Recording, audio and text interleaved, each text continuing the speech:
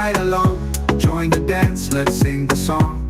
From island to island strong, with the host we belong.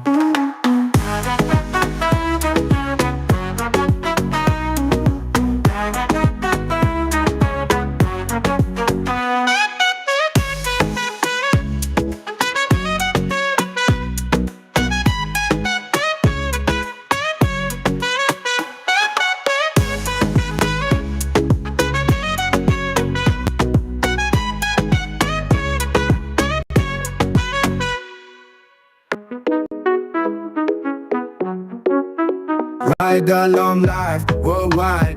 Feel the beat, feel the vibe. Amazing host leading the ride.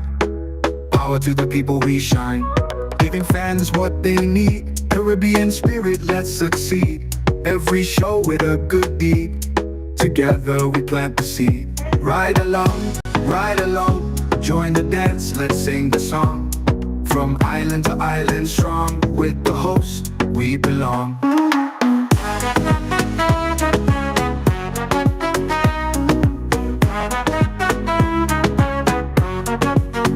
Energy high, heart so bright. Tune in, feel the light. Global love taking flight. Every ride a sheer delight.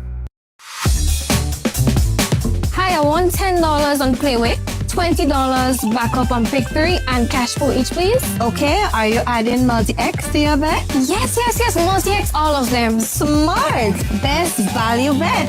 Backup and multi-X, you cannot go wrong. Don't matter the bet, multi-X all of the daily games.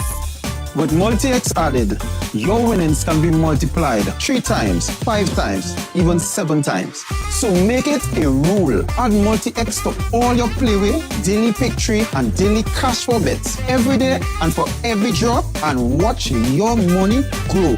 Available at stores and online. You heard it here. Multiply your winnings daily. Must be 18 or older to play. NLA, making your dreams come true.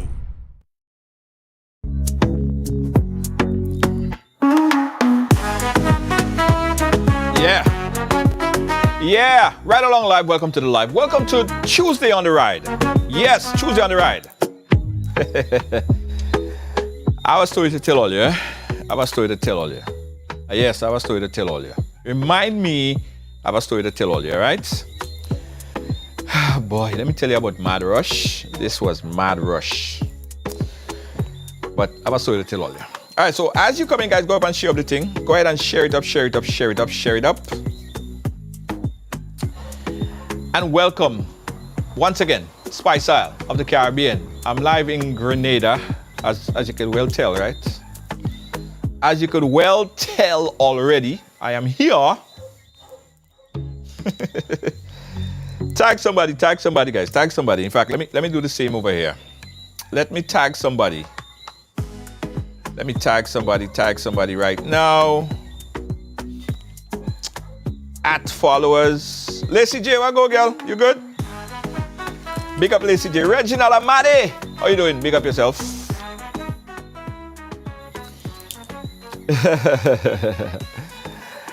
Let me tell all you something.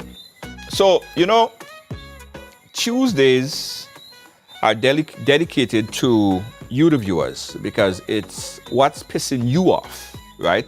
There are a lot of things that's happening in the world. There's a lot of things that happening to people privately. There are a lot of things that people just, it's stuck in their throat jet, and they just want to get it out. So that's what Tuesday is about, right? That's what Tuesday is about. So a few days ago, yesterday, I decided, I said, you know what? I haven't been in Grenada like a whole 2 weeks. Yeah? A whole 2 weeks I haven't been here. So it was a late decision. I just said, you know what? Let me come to Grenada because mango season. You know, mango season, Julie mango, Palwi mango season. And people are taking advantage of the opportunity to post up themselves sucking mango. Nah, that's not the real reason. But anyway, guys, now I was overdue for a business trip here to come to Grenada, and I got on the flight, and I end up getting here mad late. right? So as you see, guys, we didn't even put out a promo for today because I wasn't even sure that I would have gotten here on time. I don't want to have to put out a promo because we had a full guest lineup. Like we do, we have a guest lineup for tonight, but the guests that I had lined up, I didn't want to not make it. And then I had to come back and say, guys, I'm sorry, I couldn't make it on the program here today. So I got here just in time. DM with the PM was on. You guys was watching that? You guys was watching?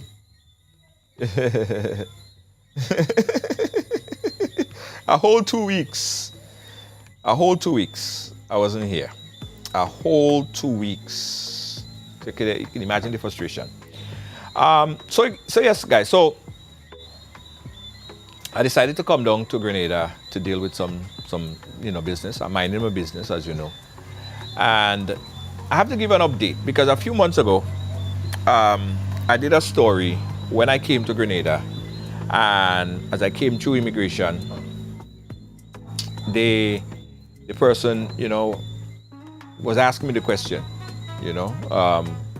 question I hate to answer, how long I stay in and all this stuff like that. But let me update everyone on this.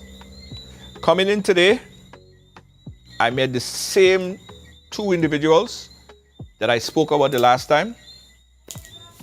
They didn't ask me any question. In fact, they didn't say nothing to me. Besides, go to the red line, right? That's all. They just sent me straight to the red line. I don't mind going to the red line. I prefer going to the red line than ask the question. So I went to the red line. There was a custom officer that was there. And I gotta big him up. He talked to me. He basically showed me and gave me some ideas to what's the process and all of that stuff. I mean, I know the process, but he was friendly, you know what I mean? And I appreciate that. So I don't know if behind the scenes, the folks at the airport and the customs are better in their stance on returning nationals coming back and asking that question, because I was happy today that question was not asked of me. So it was good.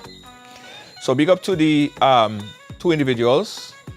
Again, I don't know if there was some official meeting, they had some official get together or symposium or training. I don't know. But that question was asked today. And I'm happy. So you see, when it's good, you have to talk about it, not only when it's bad, right? So as Lacey J rightfully said, when people are doing good, you have to give them, props, because this is not all about bashing the folks at customs. I respect the immigration officers. I respect people for doing their job. Heck, I hire people and I want them to do their job as well. And if they're not doing their job, damn well get rid of them, right? But I am happy today to tell you that although the young lady, she probably was pissed off, right? She probably was very upset. She probably was very upset that I called her out the last time. I remember I called she name and all kind of thing. Yeah, I called she name. I called her name too. I called up the name, right? And she saw me and she said, oh, what do you have in your bag? I told her, and she said, go to the red line. No problem. So. All right, guys. So yeah, so we're on today. Is what's pissing you off, and my partner in crime.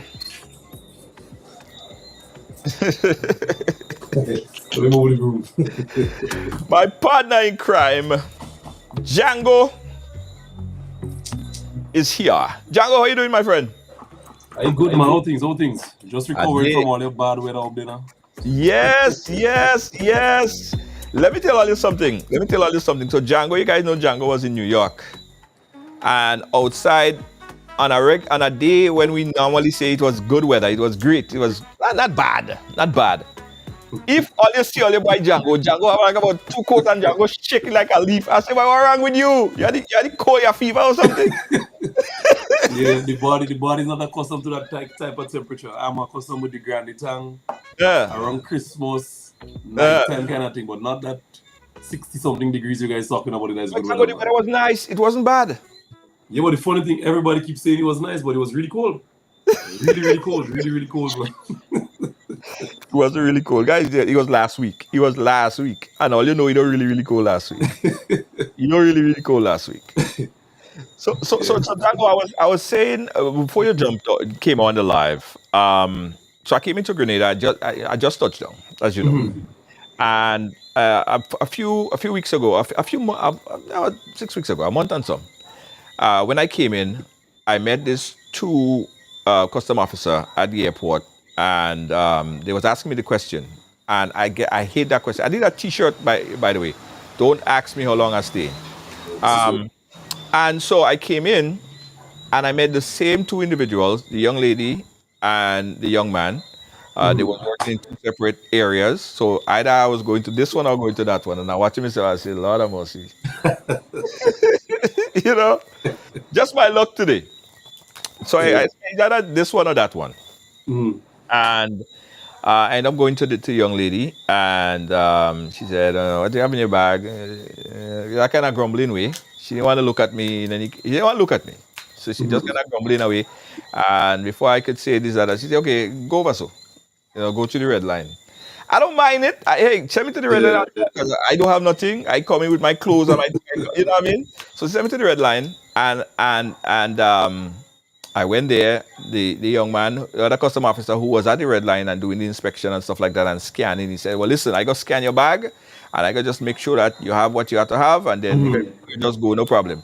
And he was good. He just did his job as I want him, as I asked that they do. He did his job, and I went through, and boom, I'm done. That was it. So no more questions of how long you're going to be here for. No question as to how long I'll be here for. In fact, the young man is a funny guy. Actually, I get his name because when it's good, you have to report it, and when it's bad, you have to report it too. He said, jokingly, he said, "How long you stay?" So now when he looked at your program, he looked at it. Yes. He looked at it. But no, he was good. He was funny, and I said, when you go on the program tonight, he said, make sure you let people know. You know what I mean? He said, you well in our location. I had my clothes, my camera. He said, he asked me. He did ask me. He said, so your camera's new or they old? I said, come on, man, my cameras. That's what I'm using for my show. But he was kidding.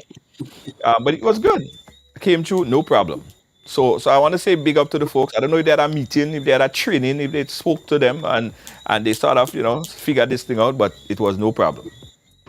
It was good. Yeah, man. This is home. Sweet Grenada, this is home. They shouldn't be asking these questions at all, yeah. That's right. So I came and I went under the tree, the mango, Julie mango tree, not too far from where I'm at right now. You're joking. You have mangoes under 2 mango, Why wrong with you? All right, that's a prerequisite. It has, Django, you must come at me. You have a mango tree in the back there. Yeah. Real nice. And I ain't got the mango is a perfect location. Where I'm at is a perfect location. I'm not gonna tell you guys where I'm at, but this area, I love it. I'm gonna be here even more often. Okay. Good. So what about you, Django? What pissing you off? What's on your mind? Well, a lot of things. I'm looking at the price of breadfruit now. I'm kind of scared to make oil down. I'm trying to figure out what I could substitute the breadfruit with to continue enjoying the oil down that we have as our national dish. I can't afford to pay $20 on a breadfruit. Not in St. Patrick, not in St. George's, not in St. Andrew. No. So. But I heard that, right? I jokingly asked that question yesterday, Django, and I wanted to understand that because I saw people talking about it. I didn't understand the context of it. And then someone told me what it was. I'm like, okay, really? So I wanted to ask the question myself. But is that the actual price of breadfruit?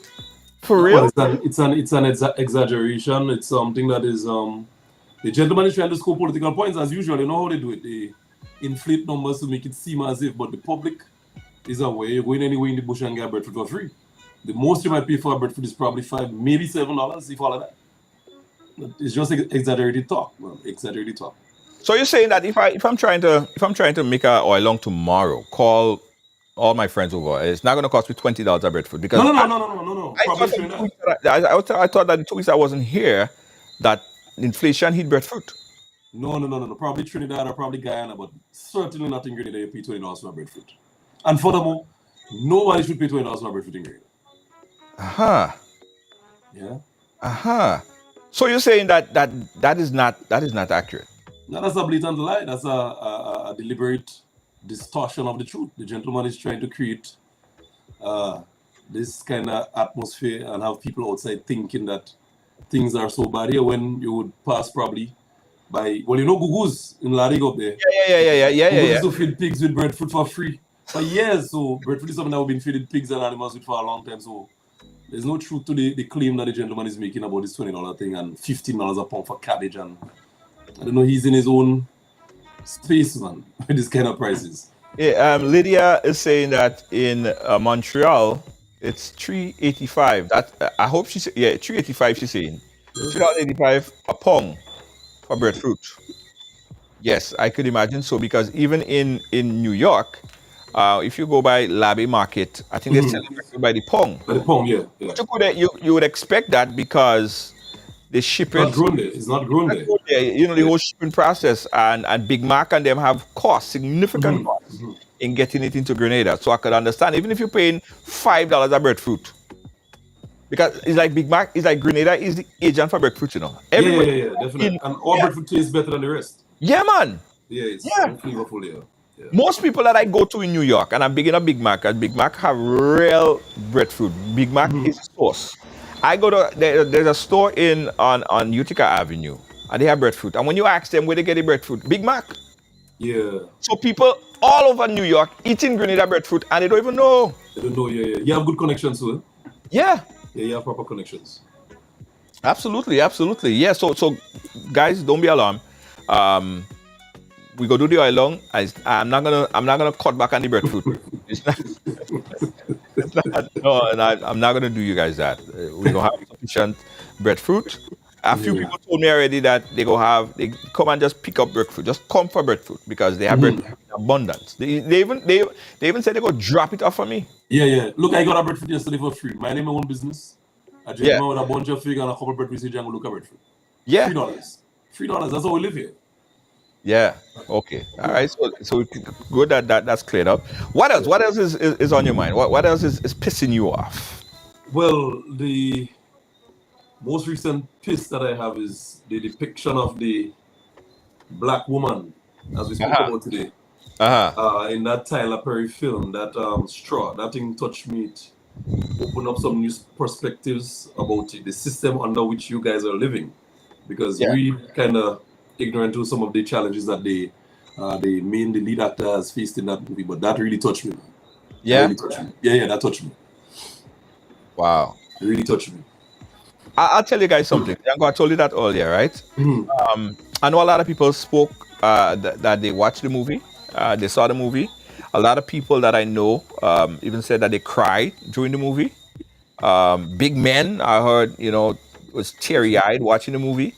So I decided I would watch the movie, But I have a problem. I pissed myself off. I pissed myself off, right? I seriously pissed myself off. One, because I'm in video production, I cannot enjoy a movie. Like, I am super analytic about camera angles. I'm super analytic about seeing mistakes. And the minute I see something that is a mistake, I'm like, oh, damn it, Tyler. That's a mistake. Like that bag was not supposed to be there. And I'm seeing it like that, and I'm trying to enjoy the movie, but I'm over-analyzing the damn thing. I'm over-analyzing the thing. But I get what you're saying. The truth and the fact about it is, women go through a lot, especially single women. They go through it, and single black women in particular, there are a lot of hurdles that single, just being black alone is one. Then being a woman again, I could assure that it's another hustle that they have to go through. And then being single again. So they're fighting, they're pushing against so much waves, and they're still sometimes even more successful than some men.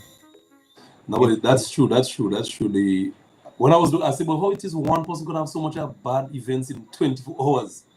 And then, you kind of came into perspective that, okay, well, this is the system. It's a lot of oppression. There's great possibility for things like that to happen. Yeah. And I never witnessed it. Here in Grenada, I don't think anybody has to go through all these tribulations in 24 hours, man. We would have our difficult times, we would have our difficult hours, we would have our difficult days. Right. But you can't have all this bad thing happening in one day. It was an excellent movie. Yeah. Taraji has, I believe she will get a couple of awards for that. Yeah. No, seriously, I heard talk about that. Tyler Perry did himself, the actor, the lead actress in there. Yeah. Everybody did well, and that's all people talking about on social media. So you know proper. Yeah. That movie, yo. If you as a individual that probably lived in the past and you came back in present and you saw that movie, you don't know what kind of world this is, man. Yeah. Yeah, it's tough for Taraji in that thing, man. And then the child still died at the end, and that is what really hit me. Yeah. By the way, I don't want to be a spoiler for who haven't seen the movie as yet. Yeah. Hold on. We can't give them the whole plot away. Hold on 1 second. Yeah, we can't give them the whole plot away in the movie. We have a call on the line. Caller, you live? Where you calling us from? Oh, Lord, Junior, I'm calling from Grenada, but not really wanted to speak to you. I just come and I will have some information for you, so I was calling. I didn't know you have a calling program right now. Oh, yes, so I'm live. I'm live. So you could call me right after? Yes. Oh, okay. What time are you finishing the show? I'm finishing the show at 8 o'clock, top of the hour. Oh, call you after 8. Yes. Thank you. Okay, no problem. All right. All right, cool. Bye-bye. Thank you. Yeah, Django. Yeah, man. Yeah, so that is a big issue. Here is one thing, and guys, call in please, because this is what's pissing you off. So you could call the number 718-701-5720. This is your program, and you are giving you an opportunity to talk about what is on your mind and what's pissing you off the most. Here's what people are talking about, Django. What's happening in LA? And some people might say that this doesn't relate to them because they don't live in the United States. They don't live in LA in particular. But what's happening in LA, it is heartbreaking. I mean, yes, we've been here on the program for many, many years talking about our Caribbean brothers and sisters adjusting their status here in the United States. But over the years, I mean, there's still over millions and millions and 3-4 million Caribbean people, or even much more, living in the United States undocumented. And it's spread out through the United States, not only in New York, not only in New Jersey, but in California and those other states. And what's happening, what this president is doing, it hurts and it bleeds my heart that he's taking these actions against undocumented people. So the people are rebelling, essentially. The people are saying that they it's unjust. It's not right. I believe the president is kind of he has to deliver on the promises that he made during the campaign, and but it's kind of inhumane the way he's going about doing it. I don't know if the courts or the U.S. system is going to continue to allow that type of behavior, because you see, everybody's looking for a better life, and if they believe that the United States would provide a better life for them, give them the opportunity. Give them the opportunity to probably go through the right channels to get the documentation.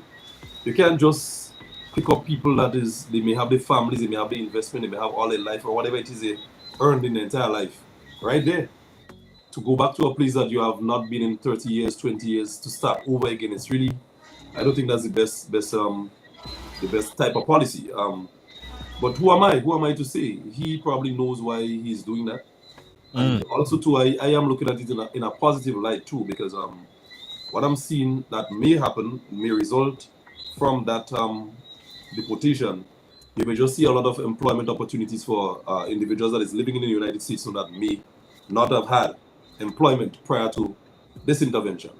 So it may just create an opportunity for new individuals to probably find jobs, because these people that's been deported, some of them probably had jobs. So these jobs now have to be filled by other individuals. Right. So you may see a situation where you have probably maybe 500,000-700,000 jobs open up again. Right. And give new individuals the opportunity to come in the right way, according to Trump on them. But you can't just treat people like that. You should find a better way to pacify the situation, because I expected the riot, because even today I was looking at the Rodney King situation in 1993-94 down there. Yeah. And it reminded me of that type of riot. And it's unwarranted because what would happen now? Businesses would lose, insurances might collapse, and then the system itself would have a negative impact. So Yes. he's just seen it in one light, but it has a rippling effect for the entire society, the entire LA. Yeah. And by extension, the United States of America, because you're becoming enemies with the countries that these individuals are from. Mm-hmm. Yeah, so you're just taking on unnecessary problems. You don't need that type of problems in 2025. We need to build a better society, better world. Yeah. Actually, you know. Yeah. Django, I want you to talk to them a bit, right? Because I have to run and get a charger from a computer. But do you think that countries like Grenada, in Grenada in particular, small island, are ready to take in the possible amount of return of deportees? I don't even like to use that word. Sent back from the United States back home. Do you think that they're ready? And talk to us about your assessment of how you think that they should deal with them. Let me go and get a charger in the meantime. No, certainly we're not ready for the influx of deportees, as you would call it, because our society doesn't have the infrastructure. We don't have the defense. We don't have the systems to deal with individuals that may probably visit or was in Rikers Island, for example. This large, high security prisons. Our system is a small, weak, fragile system that we cannot accommodate. We need people that, if we have to absorb any volume or influx of any individual, should be professionals in healthcare, in construction, in teaching, in aviation, in areas that could help us develop our country. We don't need to have individuals returning here in any large volume that is tied up or embroiled in any illegal activity. For example, drug running,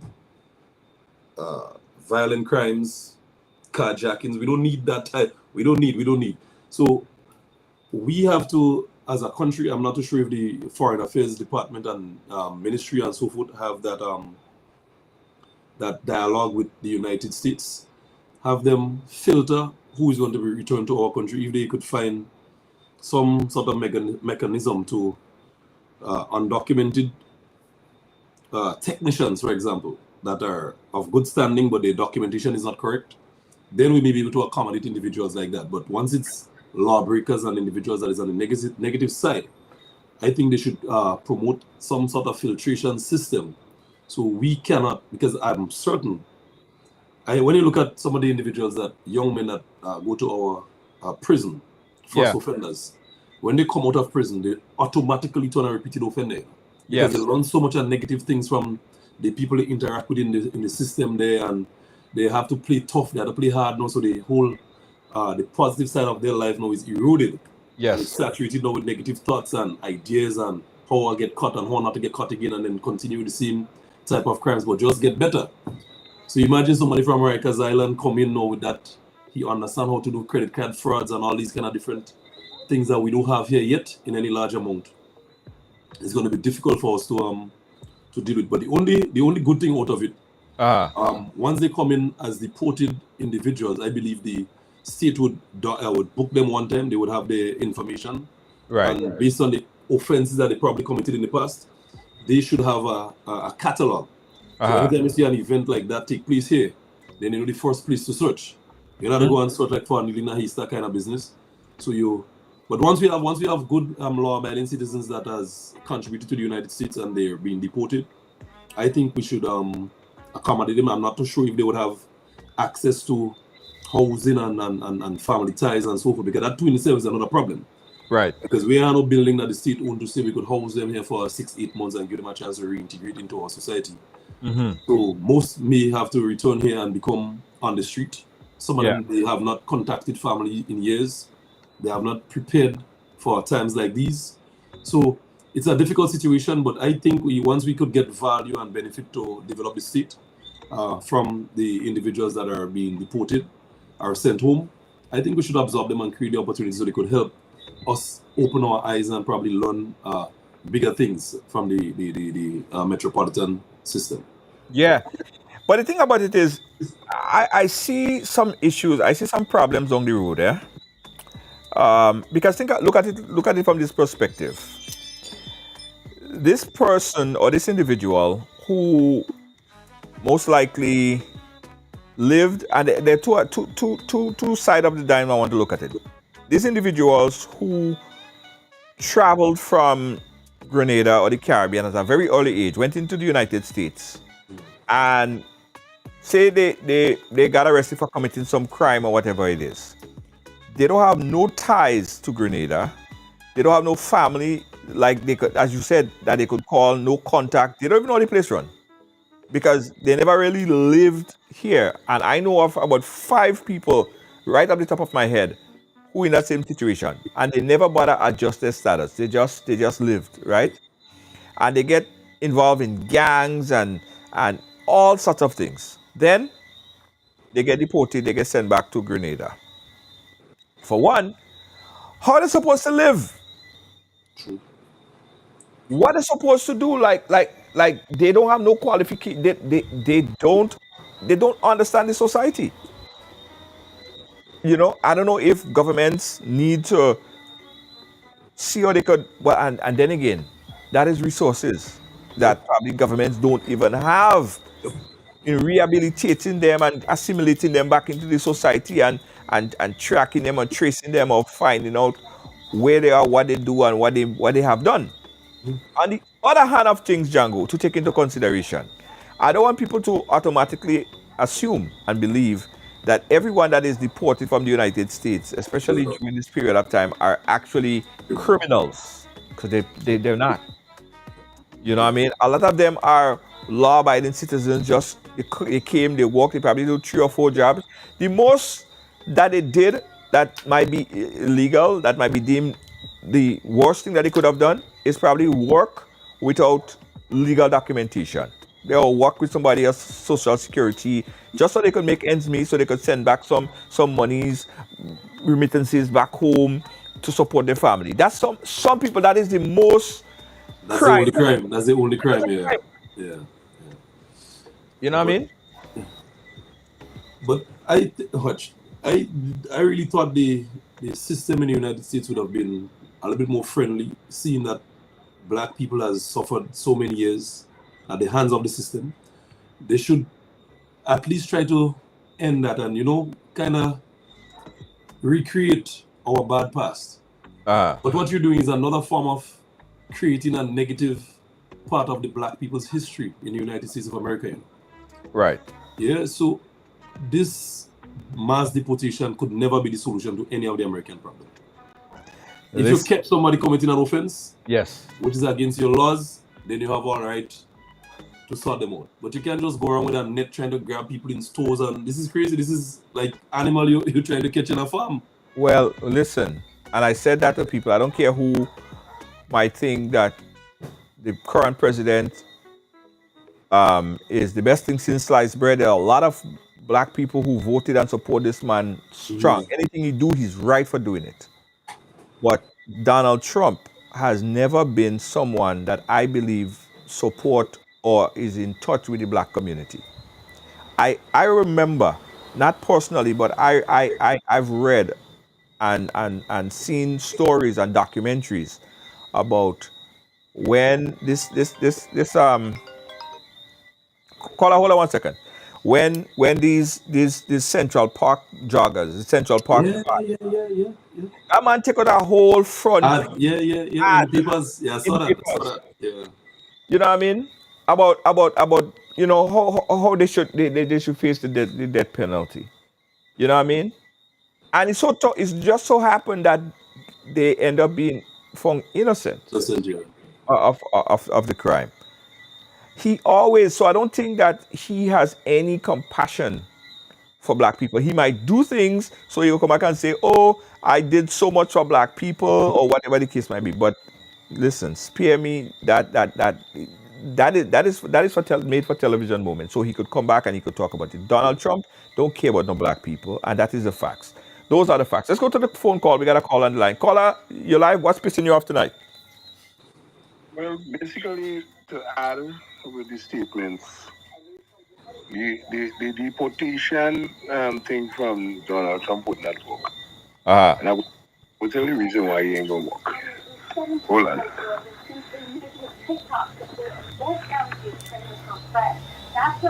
Django, are you hearing the caller? Yes, I'm hearing him loud and clear. Okay, all right, good. All right. The caller is The third reason yeah. it would not work. Uh-huh. Number one. Uh-huh. The jobs that immigrant does, Uh-huh. the regular American don't want those jobs on them. That is true. And we're talking about from preparing their own meals in restaurants and stuff like that. All the people that does all these jobs, restaurant jobs and all this gardening and fixing the lawn, is not them. You see? Because you see, Americans, basically, especially white Americans, they like to live a certain way. Right. They is like the people who go to the office, come back, have the big house, have the big car, and get somebody to cook for them, do the lawn and stuff like that. They wouldn't able to do these jobs and them. If you remember when Donald Trump just started, the farmers in California was started to cry out. You know, just as how people used to go and pick fruits and all them kind of thing. Yeah. Have a lot of what you call Spanish people. Them who pick all the from strawberry to grapes to cabbage to lettuce to all them things and them there. Ain't no white people doing that. No. And this is what they was lobbying to say. Tell him, Donald Trump, let these people pay taxes, give them the status. What's so hard? Keep the system. Yeah. So the deportation is and that's always been one on the American bucket list. Mm-hmm. You know, in terms of immigrants coming to America, because America was built on immigrants. Absolutely. All Donald Trump and white man them and white man them father, all of them come from Europe to come here. Yeah. And that's what, because the reason why, you know, you see as you have all this, the Statue of Liberty, the Statue of Liberty was one of the signature for immigrants coming to, you say New York. Yeah. To just come and walk out. You didn't have to get no passport, nothing. Boatload, and that's what it was. Yeah. That's why the Statue of Liberty end up there. Right? Donald Trump had to bypass everything. Because he's so power hungry, you know, and think what he does going to tear down China or Mexico. You can't handle these people. These people are working people. Hard working people. And you know that, Junior. Yeah. That once you get on the job, your job will done. True. Yeah, man. Absolutely, caller. I agree with you. I agree with you 100% on that one. So it's not going to work. Immigrants who drive America, not Americans. You know what I'm saying? For example, you see it all the time. The average American, the American that's born in America, they say born Americans. Uh-huh. They ain't looking for the same job that a West Indian guy look for. If you look at the construction in America, most construction workers, these are West Indian, Italian, them kind of people. Right. The average white American, they don't want that job.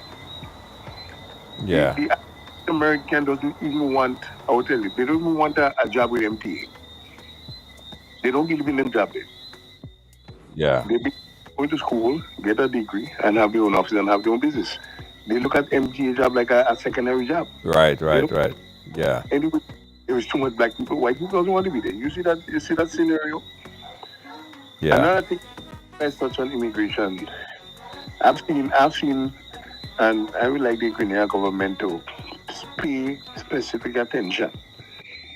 Because I've seen people, not too much, but they are Grenadians who commit crime in New York and just go down in there and just hanging out down there. Right. You know what I mean? Uh-huh. And nobody knows. Well, I mean, if you come from New York, you know. A lot of people know. The only difference with that is that they are Grenadians. When they come in Grenada, they don't try to be the same way. They just fit in and it's just easy. You're not trying to create a lot of problems. Right. You know? In terms of, in Grenada, you might hear something about gang and cribs and blood. All of them is nonsense. Because if you look at the back in time, the history of gangs in America, people still don't understand what was the reason for those gangs. These gangs are not about going in another community and fighting this guy and fighting. It was not about that. because of the really racism and stuff like that, they had gangs to make sure that certain places you go in America, like where you live, they get food and doctor and hospital. That's what the gang was for, you know. That's what it was for. It was not for well, I from here and you from there. So when we meet, we go fight. That was not. That's not. So I say that to say, a lot of young people that's trying to find a gang to try to emulate themselves to do something. They do not understand what it means. Right. Yeah. And the guys who've been in this blood and crip gang, for all years they in it, they left it because you know why? Productivity from gang. You know? Right. And we see a proliferation. We see a proliferation of these gangs straight across the Caribbean. Certainly, well, groups I call it. You know, certainly some here in Grenada, Trinidad, and across the region. But it's true. It's true, caller. But thank you for calling. I'll take our next call there. Pick up yourself. Always come with some great points, Hercules. Appreciate you. All right, yeah, man. Yeah. Yes, Django, sir. There's a program. Hold on. yeah. So, guys, call in live right now. 718-701-5720. You could call on the WhatsApp or you could call direct. Right now, we're talking about the situation where the administration is literally picking people off the street. ICE is literally picking people off the street.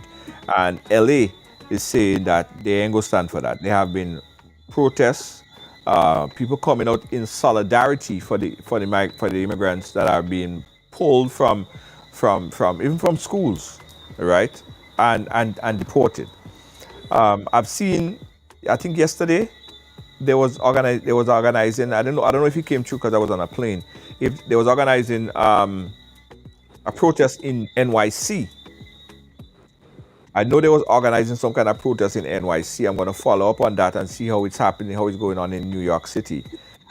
Because these cities, LA and New York, is what they call sanctuary cities, where it's more protected. Immigrants are more protected in those areas. And I know New York stand in solidarity for immigrants because New York probably have the single most immigrants from all across the Caribbean. And I know New York would stand firm for that as well. So call in and voice your opinion on that. A few more topics to talk about. You wanted to get a word in there, Django? Yeah, I believe the entire United States, the 50 states, should stand in solidarity with the immigrants because the truth is, America need these people, you know. Yeah. For the country to continue to perform and function the way it's functioning, you need the jobs to be, you need the people to be there. The bad ones, you filter out the bad ones, but generally you need the services of the individuals that you're trying to get rid of. And you don't really want to have, well, if I was Trump, the truth is I would have probably given everybody the status and used some of them probably to strengthen my own military because America is lagging behind in terms of their international positioning. Right. They're falling behind. China has now really shown their dominance. There are other countries that are doing way better than America now. So use these people, you consolidate, you build your system, you strengthen on the immigrants. So when you kick them out, you lessen your numbers. You lessen your friendly relationships with the countries that they're coming from. You don't give people the hope again, the desire to want to be part of your system. Right. So he's just creating a lot of bad situations for the country. I believe America's supposed to be a powerhouse, the powerhouse still. But this gentleman is screwing everything up. Yeah, and the other thing is, if you trace back the history of this particular president, he had so many undocumented people working in his own hotel, making up beds and things. Yep. You know and without them, his business could have never functioned. They built his empire. A lot of them built his empire, and that's a fact. Yeah. So what is evident, Junior? The policies of Donald Trump is not the policies of Donald Trump. I believe him as an individual would find value in all the bad decisions that he's making. So, for example, the fight that he has with China, right? He personally benefits from China, but because there are policymakers above him that have him speaking through them or speaking through him, have him making that type of decisions, because no businessman, and he claimed to be the best businessman, is going to fight those type of fights. Because if you could get 10,000 neckties made in China for $20, and you're selling neckties, you ain't gonna pay $30 for it anywhere else. And you know your necktie. Thank you very much. That's why I made the example, because I know these neckties are made in China. His neckties are made in China. So I know his policy is to get cheap labor and get the work done as a businessman. But as a president, I believe he has a broader team of people speaking through him to get the policy out, because I can't believe you're seriously a businessman and you're making those type of decisions. It's only anti-business and it's anti-growth, Right. anti-profit. And what I don't understand is that, you know, fighting wars on every level. You can't fight every war like at the same time. Yeah, it's going You to know, drain you. it's gonna burn you out.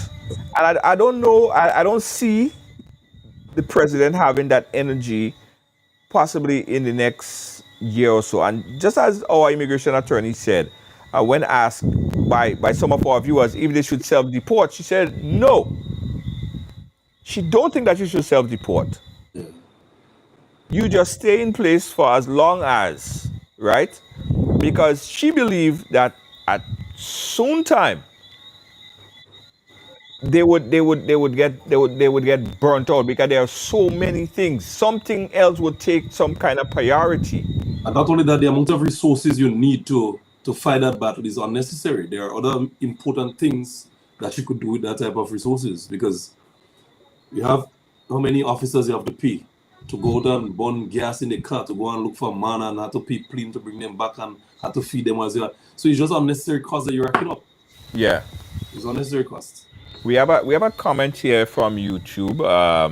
Person saying, gentlemen, any developed country we know is built on immigrant labor, be it Singapore, be it Dubai, UAE, all of them.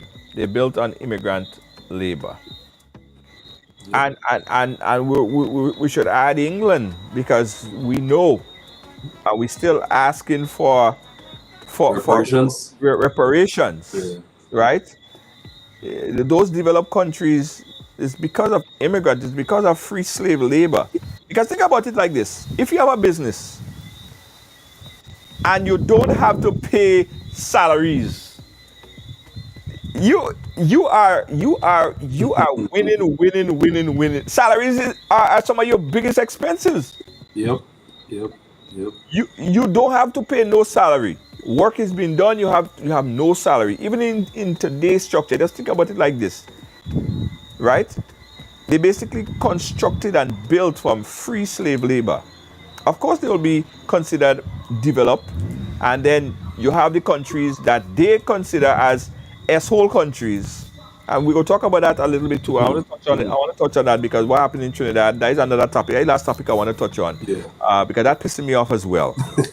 that pissed me off as well. Yeah, so of course, yes, I get it.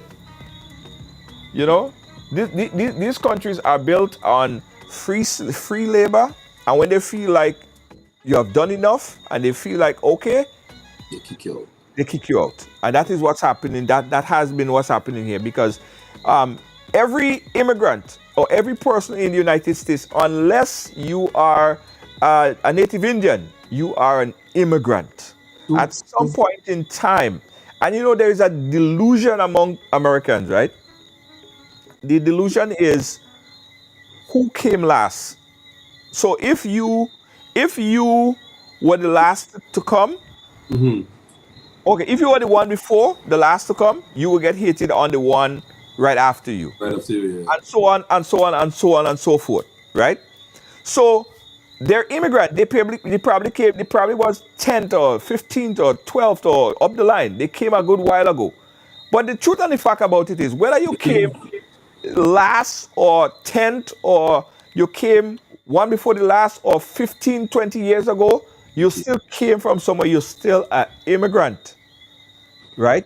And a lot of them, they didn't come with, they wasn't even documented in this kind of way. Their family came here as illegal immigrant, as how they call in this, the immigrants, the undocumented now, illegal aliens. That's what they're calling them now. I don't like to use that term at all.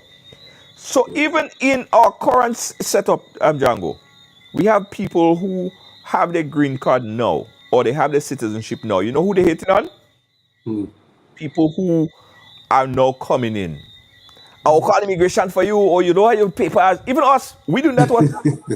No, we doing that to ourselves, Django. Our people are doing it to themselves already. When they say I'll call ICE on you and all that kind of thing, that's what it's coming from. They feel like they're already secure, they're already set up, they already get the stuff together. So you know what? I'll call ICE on you because what? I already have my stuff. I am not as recent as you. I already secure, and I'm gonna block your way. That is the history of America and immigrants. Yeah, but that's not a good thing. That you see, it's a kind of as a type of classism. Yes. I'm settled, so I could care less who settled after me, kind of thing. But it's not good for growth. We should encourage other people because there's enormous opportunities for almost everybody that sets foot in America to make a good life. Yeah. There's enough opportunities in that land for almost everybody to get through with their dream. So why you hate the next one for trying to want to have a dream? Just allow people to build themselves, and because you see, I take this thing from a different kind of angle, Junior. Sometimes I sit and I say, you know what? I don't even want to make it in this life, you know. Once I do enough for my children to do better than I am comfortable. You're talking because about what I notice happen in most instances, sometimes we work and we labor so hard to make it that we make an easy life for our children and they appreciate it. And then they screw up, and then your third generation back at the starting point. Yeah. So if I have to sacrifice my overall general accomplishments and my children see my struggles and they fight and they build on that, I am happy. Yeah. I am a happy man. Yes. So it's just setting the stage for the people after you to build on it and continue. You have a short period here. You do as much as you can and just let people after you do what they could. Don't try to block somebody from doing what they have to do. Yeah, that is so true. But as I said, when we look at it holistically, it's not only the so-called white people, as they put it, are hating on immigrants. Immigrants themselves are hating on fellow immigrants, depending on where they came. Because I heard this lady already talking about situations where they actually call ICE on someone who are undocumented. They actually physically called ICE on them. You know what I mean? And people always just talk that thing. I remember people even I mean, I went through the process, and I myself was, as they call, an illegal undocumented in the United States for a number of years, about 14 years. I was in that position. And I had to find my way and get myself sorted. That door is going to close. The wind is high in the back here, guys, so sorry about that. If you hear the wind blowing through my microphone. Yeah, I had to sort myself out, right? But there are some people who are not in a position to do so, but I know what it feels like. I had people told me at one point in time that they will call ICE on me. I know the fear going to school and thinking, wow, I wonder if ICE will come into the school. Yeah, that's seriously. It seems to be a very uncomfortable thing. You're always looking over your shoulders. You're always trying to figure out if I'll get picked up. It is very, very uncomfortable. It is very, I mean, you can't sit down, you're agitated. Think about if you're sick, right? You're sick, you're dying, but you don't want to go to the hospital. You don't want to go to the hospital because you figure ICE go pick you up in the hospital. You don't send in your kids and them to school. You figure because you might be undocumented, they might be undocumented, and going to school, they might get picked up in school. So you keep your kids home. You don't go into work. And think about the isolation, So you can't work. You've been here probably about 15, 20 years or so. You can't work. You can't send your kids to school. How you go eat? How you go live? What is going to happen to you? And then, here's the worst thing, you don't even have a secure life if you're able to leave America and go back to your country. You probably don't have a living, you don't have a place you could stay, you don't have a car, you don't have a job, you don't have a business, you don't even have friends Because probably when you're leaving, you cuss at all your friends and say, I ain't coming back, I'm going away. You throw stone behind your back. No, on the backside. I don't coming back. You know what I mean? You're there, and all you're doing, you're cussing out people, all you in S-hole country, and you want to talk Yankee and all kind of thing. You change up all your accent, and you're done with that, and you ain't coming back. So you cuss out people, and you don't have no relation, and you don't have no relation back in the country that you've been living for 15 years. What situation are you in now? This is a difficult, hard, serious, hard pill to swallow. I don't know how some people are doing it. It's not a nice situation to be in at all. Can the Caribbean leaders probably broker on behalf of the individual, their citizens? Can we come together as a CARICOM community and have the foreign affairs of the prime ministers sit with the U.S. State Department and say, listen to me, we understand, but let us work to help. These people left my country, and some of the countries are happy that these people are not living in the Caribbean. Because some of them may just become a burden on the state. We cannot afford it. And they're human, so we should try to give them a better life. If America could afford to feed and take care of these individuals, by all means. Right. We can't send them back here. We enable, although it's not $20 for Breadfruit, but we enable to keep them. You want that $20 Breadfruit thing, yeah? Yeah, keep them up there, man. You guys could handle them. Listen this. The question that America and Americans may ask themselves is, why is it that the taxpayers in the United States have to maintain people who are living off the system, right? And that's the question that they're asking. And I'm not saying that I'm in support of that, because I believe we live in a world that we all need support and we all need to help at any given time. But the legitimate question that a lot of Americans who feel like they pay their taxes, they're saying, well, if I work and I pay all my taxes and I do everything that I'm supposed to do, why do I have to maintain XYZ person? And the question that they're going to ask, if another countries like Foreign Affairs of Grenada, that were to go to the United States State Department and say, could you keep them, please, for me? Could you keep them? The question that they may ask is, would you keep them? If it was you in this situation, would you keep them? Would you keep them to further put an extra burden on your system? So I think the foreign affairs and the government of these countries are in a situation where they can't intervene. They can't touch it. And but you could turn the planes back. You don't necessarily have to accept the planes when they come here. Oh, that's problems. Yeah, you could turn them. I remember the guy, what was it? Suriname, one of the countries decided to turn the plane back, and Trump was on the back. What, Django? That is immediately they had to change their minds. That is so dangerous, eh? That is so dangerous, eh? Listen, Trump would put embargo extra pressure. Yeah. Imagine if America said, listen, JetBlue and flying, no American-made cars come in here. Yeah. Any ship that is from XYZ place, there's no import, 50% tax. Yeah. Market, no cruise ship, nothing. But it's what the solution that I think that could be proposed to that problem is, if the people are willing to work, even though they're not legal, make them a taxpayer. Let them work and let them pay the taxes. So it's not to say that everybody that is illegal is not paying taxes. Right. Because you set the mechanism up to have them contribute to the system also. Right. So they could help another person that is weaker than themselves. So because you see, you don't really just want to have a thing where you're just throwing people out. This human you're dealing with. There must be ways that you could make it happen for everybody to benefit.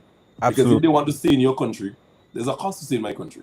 Yeah. You could even increase the taxes on the illegal individuals. Yeah. If the rest of the United States pay 5% on purchases, you pay 15%. Well, there are ways you could do it. That's already facts. Like, and I'll give you guys a look at my business. When I went to college in the United States, right? My tuition was more. Exactly. Than a United States national. than a national. I obviously had to pay more, right?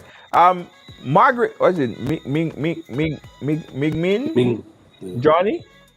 Undocumented people do not get government funding. Now here's the trend. Here's the thought process. Now, if you're in the United States, and say for instance you fall sick, you could go into Kings County, you could go to a hospital, and it's not like they go tell you, oh, you don't have documents, so they're not going to admit you. Say you get into some kind of accident or whatever the case is, a vehicular accident or whatever the case is. They will admit you, they would do whatever they need to do with you. If it's emergency surgery, they go do emergency surgery, they go do what they need to do. So although they may not qualify because they don't have the documents to qualify for government subsidies and government funding, the government of the United States will see it as they will still benefit at the end of the day from taxpayers' money. Let's take this call. We got a call on the line. Let's take this call. Caller, where are you calling us from? Hi, Junior. Good evening. Hey, good evening. How you From doing? Boston. Yes. Django, your next visit should be Boston. Yeah, Django Most smart. definitely. Most definitely. Django say most definitely. You can't hear him, but that's what he say. I'm telling you what he say. He say most Okay. definitely. So, Junior, I see that I'm still seeing it on the screen where that person say undocumented people do not get government funding. That is not true. In the state of Massachusetts and other states, there are programs for undocumented where they get housing, Yeah. they get SNAP, New York too. New York too. right, and you're now able to get a driver's license Yes. in the state of Massachusetts, but I'm not sure about New York. So that person does not know anything about the United States. Yeah, and you're right. People a lot of undocumented get house subsidies. You get Exactly. food stamps. I mean, you get assistance. Yeah, you get Yes, assistance. they do. They Yeah. do. All right. Thank you, Jack. Don't forget Boston, your next visit. Boston, they say Django in Heidi, man. All right. All right. For you. All right. What? Django, they are housing for you too? All right. No problem. No, the truth of the fact is, if you're undocumented in the United States, once you're in the United States, you come in as a visitor, right? You still have the protection. Because if something were to happen to you, you could still call the police. Yep. Somebody rob you on the street, you still could call the police, and the police have to show up. You get hit by a bicycle on the street, ambulance coming for you. They're not going to say, let me see your green card. Exactly. And if you don't have a green card, they don't picking you up on the side of the street if you get hit by a car or whatever the case is. They're bringing you to the hospital. And I know a lot of mothers, a lot of parents, sometimes they have kids. They have kids in the United States and they're not documented. But the doctor and the hospital then go say, I'm not going to deliver your baby because you're not here, you're not from here. They go deliver it. And oftentimes, even people, and I have to warn some of our friends, a lot of people get their visas denied after, they come to the United States, they have their kids, and sometimes when you leave, they give them, information that they could track you, and then you leave, you may go back to your country, and then you have to renew your visa, and then you have a bill from the hospital, and that bill is going to prevent you from getting your visa renewed. It's very important because they have that information and they hold it against you. So it doesn't just vanish away. So a lot of time people come in, and I'm not saying that you should break the law in any way. A lot of people sometimes they come into the United States and they go to the hospital and they give incorrect information. That's what happens sometimes, for fear of being found in any kind of way, right? And that it happens. It happens. But you do get protection, you do get assistance in many different levels, food stamps and all of that stuff. Once you're in the United States, you benefit from it as well. Let me see what else we have to talk about. We're up to that time already, but I want to talk about this quickly, Django. 5 minutes. We're shifting gears a bit. Trinidad and Tobago Prime Minister Kamala Prasad Bissessa just made headlines, and she's trending right now, from what she said to the Venezuelan authorities in regards to the Venezuelan authorities saying that a group of men, they say that they're from Trinidad and Tobago. Venezuela say they have hard facts to back up that they are from Trinidad and Tobago.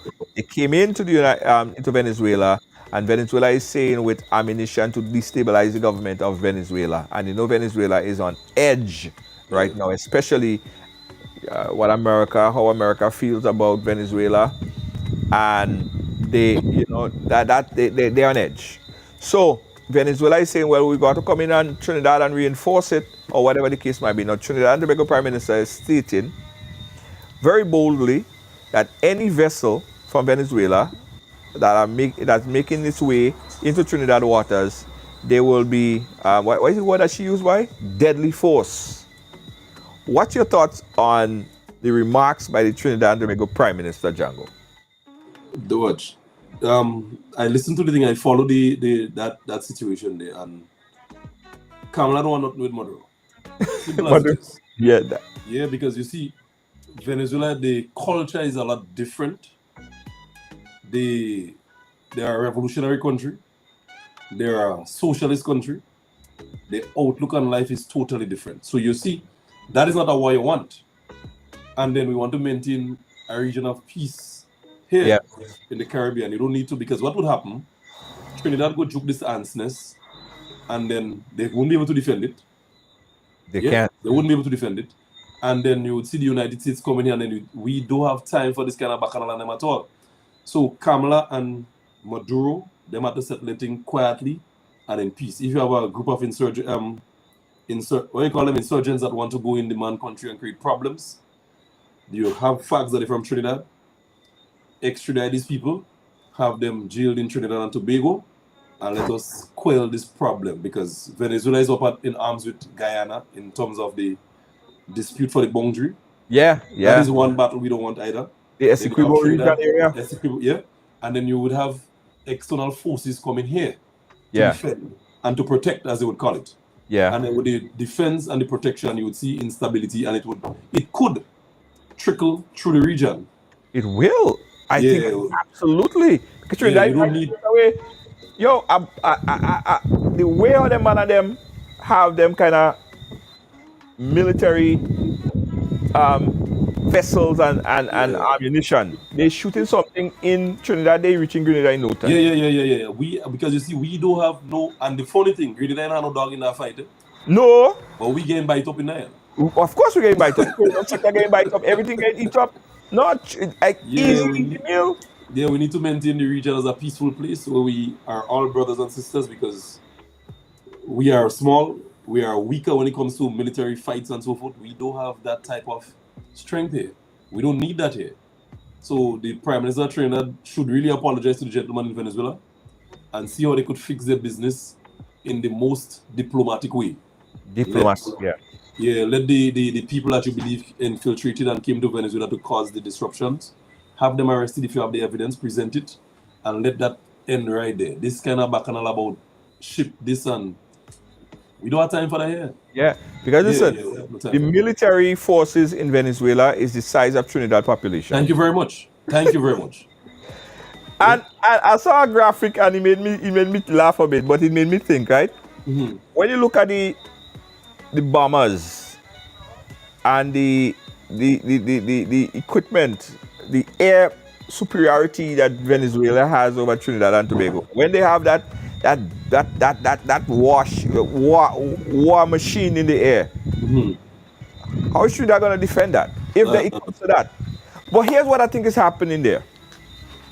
I think that Kamala is getting some misinformation or some kind of they say sook in the fight from the United States. Thank you very much.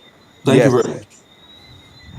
He is sooking the fight because it's the same thing he said. I did a clip on it where he told them guys in Guyana, he said, Venezuela is going to have a very bad day. Venezuela is going to have a very bad day.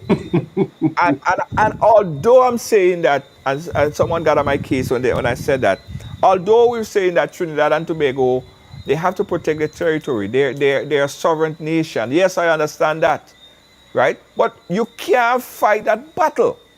You can't fight that battle. Why you go send Caribbean Airline? No, When they no, want to come in with their big war helicopters and all, why you go send 2 Caribbean Airline with passenger airline? Like what? So America's gonna come in. They go bring all their bombers and all the thing, and then they go drop all kind of thing, and and you know they don't like to fight themselves most of the time. Like what they're doing in Ukraine, they're giving Ukraine all the power to fight, and they sitting back and they watching and they say, yeah, fight, throw a missile, pelt a missile. So and you know Trinidad people, they just like to party. So when they throw a party, all the military and soldier born and they go to a party, a carnival party, bacchanal in the backyard, all kind of thing. You know, that's not the culture of the people. We don't know about the war over here. No, they're not fighters. They're not No, fighters. If you look at some of the most heinous crimes in Trinidad and Tobago, is the Venezuelans doing it, you know? What are we hearing? Because they're cultured to be resistant and they're cultured to fight, basically. Yeah. Because in Venezuela, it's not easy. You have to fight for it, you have to get. So the people are fighters. The country is a fighting country. They know how to do this thing. So we don't need to have this kind of problems here. Here just have to be a place of peace. People come to relax a holiday, enjoy the sun and the sun, the good rum, and these are the things that we want to offer the world. We don't want to be known for fighting no battle with nobody. No, we don't fight no battle, boy. Nah, that bad. That's terrible. So Trinidad and Tobago, I know people saying, so why? Or you think Trinidad and Tobago should be a punk? You think Trinidad should punk out of this? Now we ain't punking out. It's not about punking out. But listen, if I did by myself, and I see 5 men coming up at me with cutlass and all kind of thing, listen. A pumpkin. I'm a punk. I am a punk. You have to choose your battles. Only 5 battles I think you could win. You can't win a fight at all. No, you can't fight them battle. And even if a bad man up the street tell me, don't worry, let it come, I will come and support you. By the time they get to meet, they come to you. You mince meat on the ground. Yeah. No, that's not a fight we should take on at all. The region should advise Trinidad and Tobago against that because it's only negative for everybody. Nobody wins that fight here. That's right. Nobody wins that fight. Nobody wins that fight. So I'm begging Trinidad and the people who are supporting. I see a well-intelligent man stand up and say, "Oh, you don't understand what's going on here. Trinidad and Venezuela is being a bully to Trinidad, and we can't do this and we can't do that." I said, "What are you talking about, man? What are you talking about? You can't fight Venezuela." Go fight that. Calm. No, they could fight, but it could just be a bloodbath. It's going to be a bloodbath. No, man, you can't. Oh, come on, man. It's simple. You know what I mean? Even if people and them who want to, them man and them who bad like Yaz, they don't go in and fight. They don't fight in. Because a lot of them, they have Venezuelan girlfriend, they have Venezuelan 2 baby mothers at Venezuela. They have passion, they still have love and affection for these people. They would not be energized to fight. The issue is not a national issue to say that you could rally the nation behind you for that fight. No. You don't get in. You don't. Well, we do have a military. We do have a military. 1 or 2 men walking around with gun. That is not a military. Military might is having aircraft in the air. Yeah. Tanks and everything. You have the full arsenal. Yeah, you don't have that. So if you don't have that, what you have to run. You have to say cool. You have to be the coolest person in the midst and just calm that. Well, let's take this last call. Caller, you live? Hey, Junior. Hey. Remember, in Grenada, we know what the bombs and them sound like, you know. Yeah. Yes. But we have a good recollection of what it was and what it could be and more. Yeah. That's right. So listen, guys, all you're punking out to say that you go leave that one alone. Do diplomacy first, diplomacy second, diplomacy third, and if that fail, diplomacy again. Go back and diplomacy again. Like get your PhD in diplomacy. Don't go through this. Don't encourage this. Or you stop while all you're ahead. This is bad for everybody. Everything shutting down. And when they put out no-fly, they put in a no-fly for the whole entire region. Entire region. Yeah. Entire region. It's not pretty. It's not nice for nobody. All right. Nobody wins. Boy, the hour done gone already. But Django, thank you for chatting with us, man. A lot of things on people's chest. This is what pissing people off. This is what where the conversation is. Thanks for chiming in with us, my brother. No problem at any time. And Boston, see you soon. Yeah. I'm going to hear about you. All right, Django, we're going to keep in touch. Take care, brother. Bless, man. Yeah. You're good. All right. Yeah. That's my brother, Ian Django Thomas. Yeah, man. What I'm telling all you, I went to high school in New York, right? And I never got into a fight yet. Because, listen, the minute time, I had a friend that got jumped one time. And when she got jumped, they said they would jump me, right? They said that, oh, you was there when she was getting jumped, so I heard the rumor that they wanted to fight with me, a whole bunch of them. Boy, watch, let me tell you something. I found out who were the instigators, and I go and I talk to them nice. I say, listen, I don't come here. I don't get involved in them kind of thing. I is not a fighter. I take out all the bass in my voice. I swallow the bass in my voice and I speak like a wimp out. Because I wasn't looking for 30-something people to beat me up. I would have ended up like Mean Smith on the ground. So sometimes you just have to pick your battles. And that don't mean that you're a punk. You need to fight another day. You need to see another day. Because I'm telling all you, don't believe that these bigger places and them like us so much, or they like our people so much, or they don't like nothing. They don't like us. Yes, I'm a coward. Everybody knows that I'm a coward. I don't get involved. I don't get involved in fights. I stay away from that. I don't have no reason to fight. If somebody have a disagreement with me, first thing I do, I call them. And I explain myself, and I listen to them, and I hear their point. And if I have to apologize, I apologize. You don't have to get to blows. That's why I never got into any fight. Nobody could tell you that they fight with me. The only people that pick fight and make all kind of talk about me are people that they don't know me, they haven't spoken to me, they're doing it for semi-political reasons, whatever the case is, because I don't get involved in fight. The minute time something escalating, I would call you off camera, off air, and I would help resolve the situation. That is me. That is true. Yeah, I would have gotten lashed, and I know. Exactly. Thank you for watching. Thank you for being a part of our program, guys. I want to thank this gentleman, right? His name is Mr. Barkley, and I know he's probably watching. This gentleman, you guys don't need to know how great he is, or what he's doing, or what he's been doing, and what he will be doing. But I just want to say, big up to Mr. Barkley.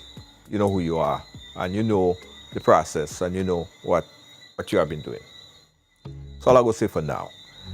Looking for big things coming, guys. A lot of big things coming from Ride Along Live. I want to thank all the folks who work to help this Ride Along be such a big movement. Ride Along Live is not just, or riders are not just people that sit on a live and have this great conversation. We actually a massive movement. We are an excursion company. We are a biker group. We are a e-bike group team. We are a tuk-tuk excursion. We're everything, right? And we're just growing. Yesterday we had a magnificent excursion in the south of the island, where we all of our tuk-tuk was engaged in this tour showing people around, and I'm happy. I was happy to be a part of that engagement in the south. So big up yourself, guys. We are growing, and we appreciate you guys. We appreciate everyone who support this movement, the riders movement, Ride Along Live. All right, guys. I've been in Grenada for a couple of weeks, so get used to see me posting mangoes, plums, soursop and thing. From time to time, I might go in the river with some crayfish and thing. But it's all in good love. Don't forget, guys, I'm also doing something different this year. This year, for Monday Night Mass, we're doing Monday Night Mass on the water. So we already signed the contract with Ecstasy. Ecstasy, that boat. And instead of ride along going down the road for Monday Night Mass, we will be on the boat. So the road is here, the boat is there. We're going down the coast. We have our glow stick in our hand, music, vibe, artists, and real non-stop partying, right? That's Monday Night Mass on the water. It is the experience. It's really big. It's gonna be amazing colors. Yeah. Yesterday I already start, buying up the cloth and I have my designer start to work on it. So it's a lot of things. A lot of things are going. Big things are going. Absolutely. Alright, Spice Buffy, I'll bring back some mangoes for you. Okay? Thank you so much. Guys, we'll be right back. Don't move. You're watching Ride Along Live.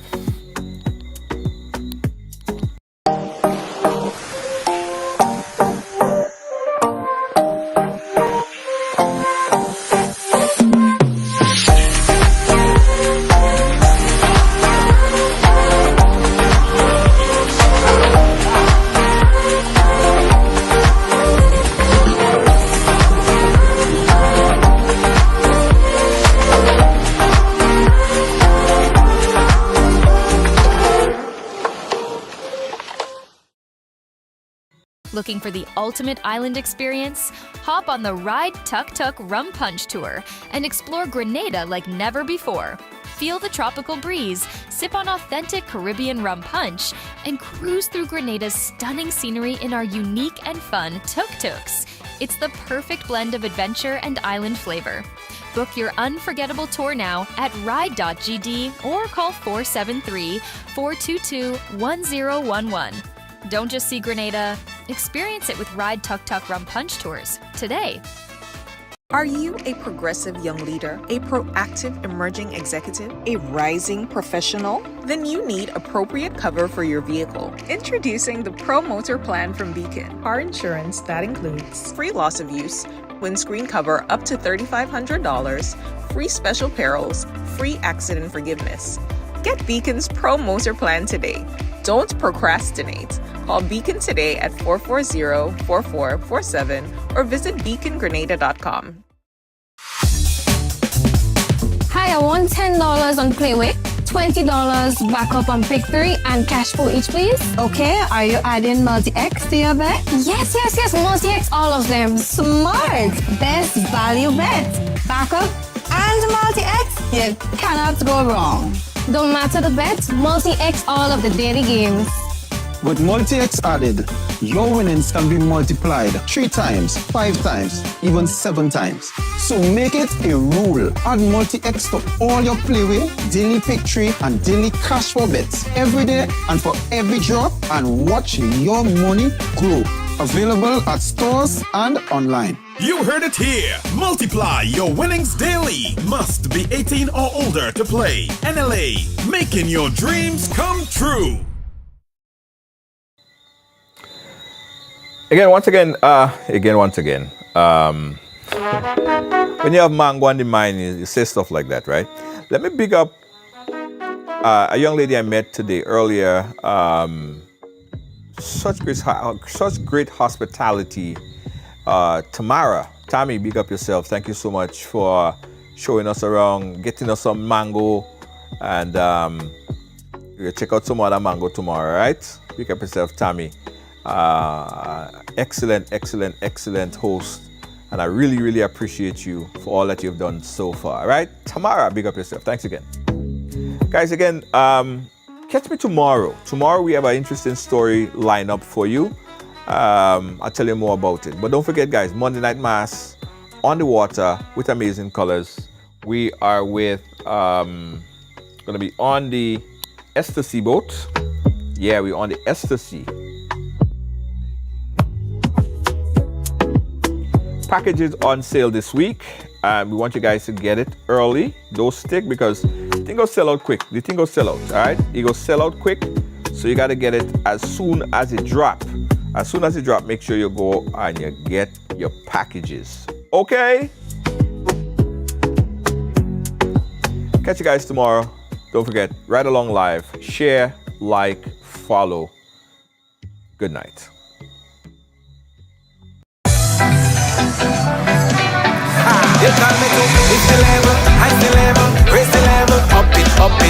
What if you had a choice? A choice of joining a line or a choice of making your purchases online? What would you choose? While you ponder on that, the National Lotteries Authority has provided another purchasing option. All their games are now available online. Yes, Grenadians! From wherever you are, purchase your favorite daily and jackpot type games using any electronic device. Register on the NLA's website at www.nla.gd.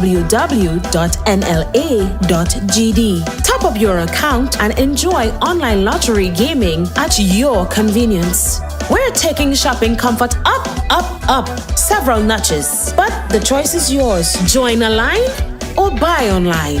NLA, make your dreams come true.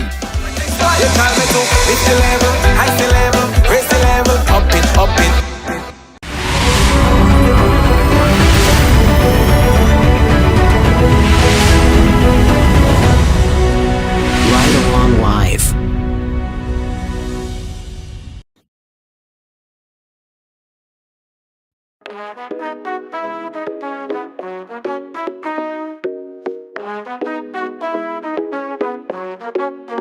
Ride along live, worldwide. Feel the beat, feel the vibe. Amazing host leading the ride. Power to the people, we shine. Giving fans what they need. Caribbean spirit, let's succeed. Every show with a good deed. Together we plant the seed. Ride along, join the dance. Let's sing the